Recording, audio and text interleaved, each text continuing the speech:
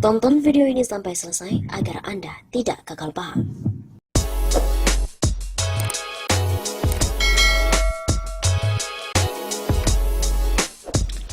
Ada beberapa skenario jika Joko Widodo lengser dari presiden akibat desakan dari rakyat Indonesia. Skenario yang pertama, skenario normatif jika presiden berhalangan tetap, maka otomatis wakil presiden menggantikan sampai masa jabatannya habis, sesuai dengan Undang-Undang Dasar 1945, Pasal 8 Ayat 1. Begitu kata pengamat politik Tarmizi Yusuf dalam pernyataan kepada wartawan beberapa waktu yang lalu. Kata Tarmizi, skenario wakil presiden Ma'ruf Amin jadi presiden dapat terlaksana bila kondisi normal tanpa gejolak politik. Apalagi Ma'ruf bukan dan tidak punya posisi strategis di partai.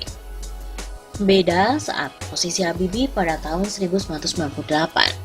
Dengan posisi politik Ma'ruf Amin saat ini, sulit diterima oleh partai politik. Posisi bergaining Ma'ruf Amin yang lemah menyulitkan skenario ini diterima semua pihak.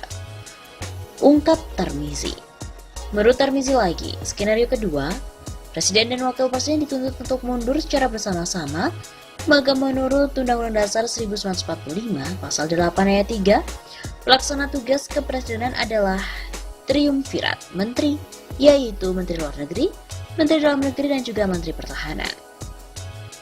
Dalam tempo selambat-lambatnya, 30 hari MPR memilih presiden dan wakil presiden baru yang diusulkan oleh partai politik atau gabungan partai politik.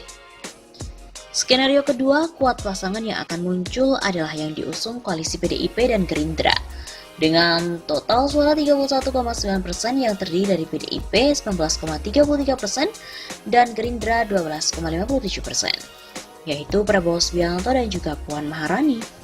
Butuh 19,1% untuk memenangi pemilihan di MPR. Begitu ungkapnya. Sementara, partai lain yang diprediksi akan mengusung calon selain Prabowo Puan adalah Nasdem, yang memiliki kursi 9,05%.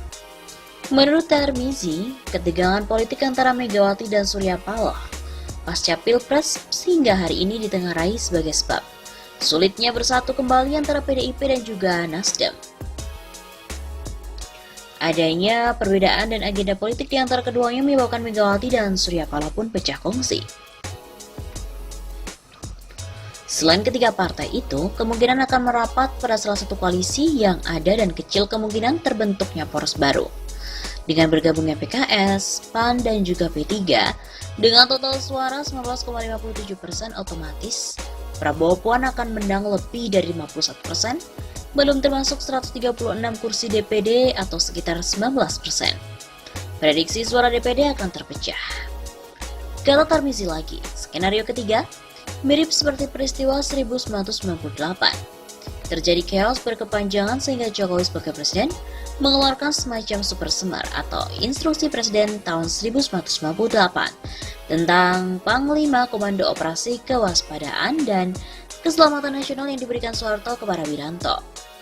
Gonjang-ganjing ABRI ketika itu diprediksi Wiranto tidak berani untuk menggunakan Impres tahun 98, seperti Soeharto menerima super semar dari Soekarno. Mungkinkah Jokowi saat terdesak menerbitkan hal serupa seperti Soeharto pada tahun 98? Inpres bukan kepada Panglima TNI, melainkan perintah pemulihan keamanan kepada KSAD Jenderal Andika Perkasa. Kecuali ada pergantian Panglima TNI oleh Andika Perkasa dalam beberapa bulan ke depan. Selain itu, ia mengatakan Jokowi sebagai Presiden Indonesia ke-7 sedang menghadapi tantangan sangat-sangat berat.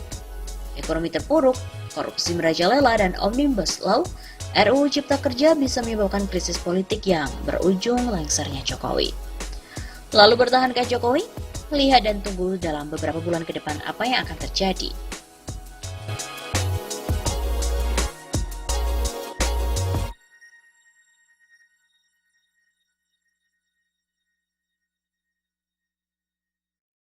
SMI adalah Sabang Merauke Institute. Direkturnya adalah Syagan dan Nenggolan. Memprediksi rezim Jokowi bakal kolaps dalam 6 bulan ke depan. Tak hanya itu, dia juga memprediksi pertumbuhan ekonomi Indonesia hanya akan merosot tajam ke angka 2%. Hal itu pun ditengarai akibat mega korupsi yang tengah merajalela di negeri ini. Salah satunya adalah kasus PT Asuransi Jiwasraya, PT Asabri, dan sejumlah perusahaan yang berada di bawah BUMN lainnya. Pertumbuhan ekonomi juga dipengaruhi oleh adanya virus corona atau COVID-19 yang secara otomatis mempengaruhi hubungan dagang antara Indonesia dan juga Cina. Syahganda pun juga menduga mega korupsi Jiwasraya merupakan permainan para penguasa. Direktur PT Hanson International Beni Cokro Saputro tak hanya bermain di Jiwasraya tapi juga di beberapa perusahaan asuransi plat merah lainnya. Beni ini bermain mengendalikan baik asuransi Jiwasraya, Asabri, dan lain-lain. Itu menggurita kemana-mana. Itu permainan kekuasaan, ujar Syahganda dalam sebuah diskusi di Jakarta Selatan pada hari Kamis 5 Maret. Mega korupsi yang terjadi di era Presiden Jokowi merupakan kasus dengan kerugian terbesar sepanjang sejarah Republik Indonesia. Saat B.J. Habibie memimpin Republik Indonesia, kerugian negara akibat kasus Bank Bali hanya 400 miliar rupiah, dan itu sudah heboh seluruh negeri. Pada era Susilo Bambang Yudhoyono, pembobolan Bank Senturi 6,7 triliun rupiah. Juga itu sangat heboh. DPR pun juga membentuk pansus. Sementara katanya mega korupsi di era Jokowi jauh lebih gila. Sebab katanya negara rugi hingga puluhan triliun dan masih ada elit yang menutup-nutupi dan menganggap semua ini enteng dari kasus-kasus tersebut. Di bidang ekonomi, beberapa ekonom telah memprediksi pertumbuhan ekonomi akan stagnan di bawah 5%. Menteri BUMN Erick Thohir juga menyebut pertumbuhan ekonomi hanya 4% karena ada virus corona. Sementara untuk ekonomi senior Rizal Ramli juga memprediksi hanya 4% saja. Kalau kata Syahganda, dia pun sudah tak bisa percaya lagi. Dan dia memprediksi hanya 2% karena tidak ada lagi yang masuk dari Cina. Dengan semua masalah itu, dia memprediksi rezim Jokowi pun akan ikut terseret. Dan bayangannya, kalau Jokowi ini nggak pintar-pintar untuk mencari solusi, dia akan kolaps hanya dalam 6 bulan saja. Dan Syahganda pun sudah mempelajari semua itu. Begitu katanya. Memang, dugaan gurita korupsi di istana era Jokowi ini merajalela di mana-mana. Adanya dugaan gurita korupsi di istana era Joko Widodo merajalela, mulai dari kasus Jiwasraya sampai dengan Harun Masiku. Demikian yang dikatakan oleh pengamat politik Muslim Arbi dalam sebuah pernyataan kepada Suara Nasional.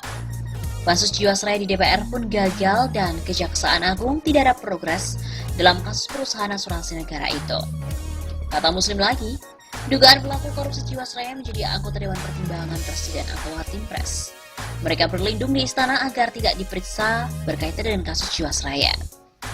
Menurutnya lagi, kasus Harun Masiku yang melibatkan Sekjen DPP PDIP Hasto Kristianto pun tidak ada kejelasan. Karena KPK sudah dikendalikan oleh partai-partai penguasa, sehingga KPK tidak independen lagi. Begitu katanya. Bahkan, politikus Partai Demokrat juga mengatakan bahwa kasus Jiwasraya serta Harun Masiku ini akan bertemu di satu titik. Anggota Komisi 3 DPR RI dari fraksi Partai Demokrat, Beni Kaharman, meyakini bahwa kasus Jiwasraya dan tersangka kasus dugaan suap Komisioner KPU Wahyu Setiawan, Harun Masiku, akan bertemu di satu titik nantinya. Kendati keberadaan Harun Masiku pun tidak jelas sampai dengan hari ini. Makin sesat, makin ketahuan jelas kemana ujung kasus Jiwasraya. Masiku dan Jiwasraya pasti ketemu di satu titik nanti. Rakyat yang akan memonitor. Begitu kata Beni. Terkait titik temu antara Harun Masiku dan Jiwasraya, Beni juga enggan menjawab secara lugas terkait titik temu yang dimaksudkan. Ia hanya mengatakan bahwa titik temu yang ia maksud adalah titik terang. Sementara kedua kasus ini pun terus berkembang di tingkatan hukum. Dari kasus Jiwasraya, untuk informasi hari ini, Kejagung telah menahan beberapa tersangka, misalnya dari Hanson International, pemiliknya yaitu Beni Cokro Saputro. Gugatan penundaan kewajiban pembayaran utang atas Beni Cokro pun muncul. Dalam sistem informasi penelusuran perkara pengadilan Jakarta Pusat, dikutip dari media elektronik, gugatan PKPU dilayangkan Arif Effendi. Gugatan KPU itu ditujukan kepada Oki Irwiana Safitri beserta dengan Beni Cokro Saputro. Sedangkan untuk perkembangan dari kasus Harun Masiku terkini, penyidik KPK tertanggal 29 Januari telah memanggil Komisioner KPU Sumatera Selatan, Kelly Mariana. Kelly juga dipanggil sebagai saksi kasus suap terkait pergantian antar waktu anggota DPR yang melibatkan ex-komisioner KPU Wahyu Setiawan dan ex-caleg PDIP Harun Masiku. Namun diketahui bahwa Harun yang menjadi tersangka dalam kasus ini merupakan ex-caleg DPR dari daerah pemilihan Sumatera Selatan 1 belum juga ditemukan. KPK juga telah menetapkan 4 orang tersangka dalam kasus itu, yakni Komisioner KPU Wahyu Setiawan, ex-caleg PDIP Harun Masiku, ex-anggota Bawaslu Agustiani Tio Fridalina, dan juga pihak swasta Saiful.